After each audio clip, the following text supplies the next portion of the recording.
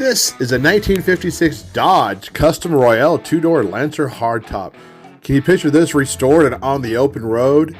You're driving down the road with the windows down and just a big smile on your face and the tunes are cranked. It'd be a good time. Well, Big Mike here. Today I just wanted to show you this great project car that could be yours. Open the doors on tomorrow, shouts the ads from 1956. Witnesses are wide-eyed with quickening heart rates as dreams come alive. Virgil Exner was the designer of this classic car, and it had a more powerful engine, was an 8-cylinder 315 cubic inch with horsepower of 230 or 260 horsepower.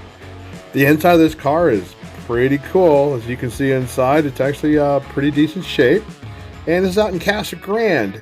The guys over at Desert Valley Auto Parts let me take a video of this and just kind of wanted to show it to you and see what you think. I mean, look at the front end. That grill is amazing. It's just class all over it, and driving down the highway would be a lot of fun with this bad boy. So yeah, what do you think?